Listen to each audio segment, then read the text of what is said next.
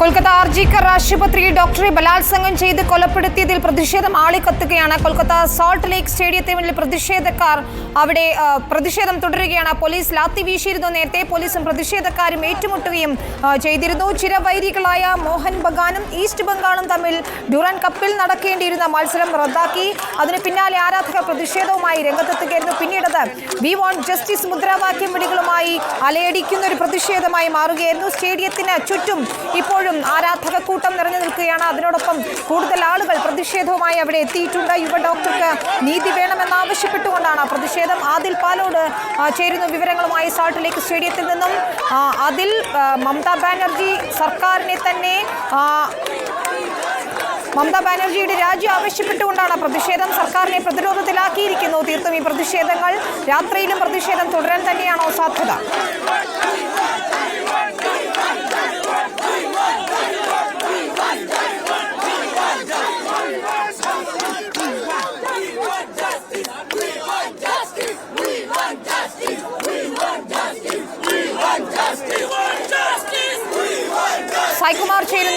സൈകുമാർ ചേരുന്നു ന്യൂസ് ഡെസ്കിൽ നിന്നും.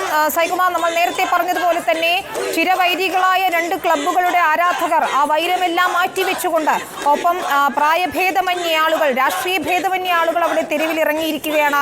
നീതി തേടിക്കൊണ്ട്, അഭയയ്ക്ക് നീതി വേണമെന്ന് ആവശ്യപ്പെട്ടുകൊണ്ട് പ്രതിഷേധം അലയടിക്കുന്നു. മമതാ ബാനർജി സർക്കാരിനെ സംബന്ധിച്ചിടത്തോളം തീർത്തും പ്രതിരോധത്തിലായിരിക്കുകയാണ്.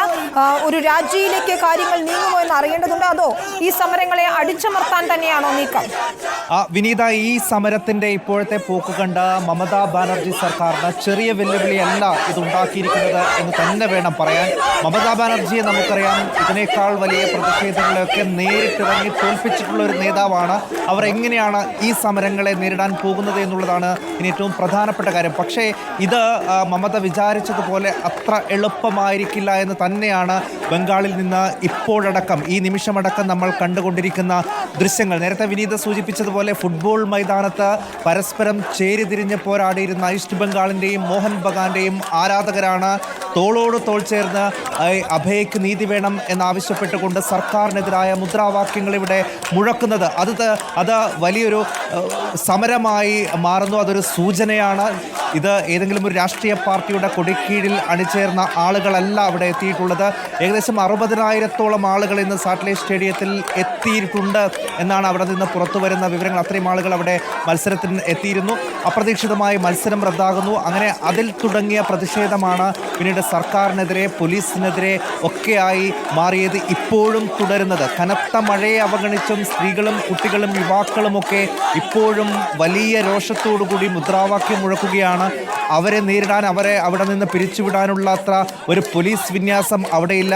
പോലീസിൻ്റെ ഭാഗത്ത് നിന്ന് ഏതെങ്കിലും തരത്തിലുള്ളൊരു ഇടപെടൽ ഉണ്ടായാൽ അത് വലിയ പ്രതിഷേധത്തിലേക്ക്, സംഘർഷത്തിലേക്ക് വഴിമാറും എന്ന് ഉറപ്പാണ്. അതുകൊണ്ട് അത്തരമൊരു നീക്കത്തിന് പോലീസ് ഇതുവരെ മുതിർന്നിട്ടില്ല. പക്ഷേ നമുക്ക് പറയാൻ കഴിയില്ല ഇനിയുള്ള നിമിഷങ്ങളിൽ ഏത് രീതിയിലാണ് പോലീസ് ഇടപെടാൻ പോകുന്നത് എന്ന്.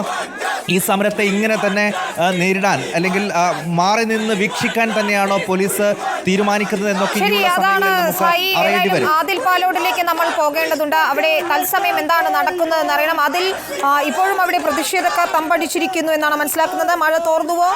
ഒപ്പം ഏത് രീതിയിലായിരിക്കും പോലീസ് ഇനി സമരത്തെ നേരിടാൻ പോകുന്നത്? രാത്രിയിലും സമരം തുടരാൻ തന്നെയാണോ പ്രതിഷേധക്കാരുടെ തീരുമാനം?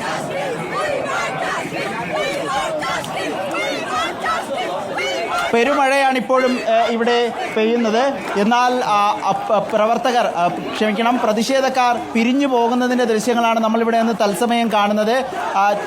ചെറിയ കൂട്ടമായി പ്രതിഷേധക്കാർ വിവിധ ഭാഗത്തേക്ക് മാറി നിൽക്കുകയാണ് മഴയായതുകൊണ്ട് തന്നെ.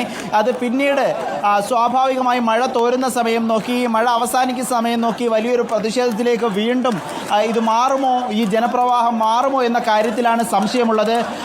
ആ സംശയം ന്യായവുമാണ്. കഴിഞ്ഞ ദിവസം രാത്രി 12 മണിയും 1 മണിയിലുമായിരുന്നു റോഡുകൾ തടഞ്ഞ് പ്രതിഷേധക്കാർ റോഡിൽ ഉപരോധ സമരം നടത്തിയത്. നീതി ആവശ്യപ്പെട്ടുള്ള സമരമാണ് ഇത്. ഇന്ന് ഇവിടെ ഫുട്ബോൾ മത്സരം നടക്കേണ്ട സോൾട്ട് ലേക്ക് സ്റ്റേഡിയത്തിൻ്റെ മുന്നിലാണ് പ്രതിഷേധം തുടങ്ങിയത്. അത് ഒരു മഹാസമരമായി, അല്ലെങ്കിൽ വലിയൊരു പ്രതിഷേധമായി മാറുന്ന കാഴ്ചയാണ് ഞങ്ങൾ കണ്ടത്. അത് ആദ്യം ഫുട്ബോൾ ആരാധകർ മാത്രമായിരുന്നുവെങ്കിൽ പിന്നീട് ബഹുജനങ്ങളാകെ, വനിതകളാകെ ഈ സമരത്തിൽ പങ്കുചേരുന്നു. നീതിക്ക് വേണ്ടി, അഭയയ്ക്ക് നീതി നീതി വേണമെന്ന ആവശ്യത്തിൽ ഉറച്ചുകൊണ്ട് ആവശ്യം ഉന്നയിച്ചുകൊണ്ട് സമരവും മുദ്രാവാക്യവും വി നീഡ് ജസ്റ്റിസ് എന്ന മുദ്രാവാക്യങ്ങൾ ഉയർത്തി പ്രതിഷേധിക്കുന്ന ദൃശ്യങ്ങൾ നമ്മൾ കണ്ടു. ആ നിലയിൽ സമരം ഇപ്പോഴും തുടരുകയാണ്. ഒരാഴ്ച പിന്നിടുമ്പോഴും അഭയയ്ക്ക് നീതി ലഭിച്ചിട്ടില്ല. ഒരാൾ മാത്രം, civic police volunteer Sanjay Roy എന്ന ഒരു യുവാവ് മാത്രമാണ് പോലീസ് കസ്റ്റഡിയിലുള്ളത്. ഒരാൾ മാത്രമല്ല കുറ്റകൃത്യത്തിൽ ഏർപ്പെട്ടത് എന്നത് CBIക്ക് തന്നെ നിഗമനമുണ്ടായിരിക്കെ ബാക്കിയുള്ളവരെ എന്തുകൊണ്ട് അറസ്റ്റ് ചെയ്യുന്നില്ല, അന്വേഷണം എവിടെ തട്ടി നിൽക്കുന്നു എന്നീ ചോദ്യങ്ങൾ ഉയർത്തിയുള്ള സമരം പലതരത്തിൽ തുടരുകയാണ്. ഇവിടെ സ്റ്റേഡിയത്തിന് പുറത്ത്, സാൾട്ട് ലേക്ക് സ്റ്റേഡിയത്തിന് പുറത്ത് സമരം നടക്കുന്നുണ്ടെങ്കിൽ ഓരോ മെട്രോ സ്റ്റേഷൻ കേന്ദ്രീകരിച്ചും മറ്റും സമരം ഇപ്പോഴും പല സ്ഥലങ്ങളിലും കൂട്ടമായി നടക്കുന്നു എന്നാണ് നമുക്ക് ലഭിക്കുന്ന വിവരം. കൊൽക്കത്തയിൽ നിന്നുള്ള വിവരം. നേരത്തെ RG-കാർ മെഡിക്കൽ കോളേജ് കേന്ദ്രീകരിച്ചായിരുന്നു സമരം. ഈ സമരം അതൊരു പോലീസിന് തലവേദനയായി, സർക്കാരിനും തലവേദനയായതിന് പിന്നാലെയാണ് ഇന്ന് രാവിലെ ഒരു ഉത്തരവ് സർക്കാർ ഇറക്കുന്നത്, കൊൽക്കത്ത ഭരണകൂടം ഇറക്കുന്നത്. ഈ RG-കാർ മെഡിക്കൽ കോളേജിന് സമീപത്ത് 7 ദിവസത്തേക്ക് നിരോധനാജ്ഞ പ്രഖ്യാപിക്കുകയും സമരവും പ്രതിഷേധവും റാലിയും നിരോധിക്കുകയും ചെയ്തിരുന്നു. എന്നാൽ അവിടെ നിയന്ത്രിക്കാൻ ശ്രമിച്ച ആ സമരവും പ്രതിഷേധവും സംസ്ഥാനമാകെ വ്യാപിക്കുകയാണ്. കൊൽക്കത്തയുടെ വിവിധ ഭാഗങ്ങൾ കേന്ദ്രീകരിച്ച് ഇപ്പോഴും സമരങ്ങൾ തുടരുന്നു. ഈ പെരുമഴയത്തും ഈ സാൾട്ട് ലേക്ക് സ്റ്റേഡിയത്തിന് ചുറ്റും സമരക്കാർ കൂട്ടം കൂടി നിന്ന് നീതിക്കായുള്ള മുദ്രാവാക്യങ്ങൾ മുഴക്കുന്ന കാഴ്ചയാണ് ഞങ്ങൾ കാണുന്നത്. വിനീത.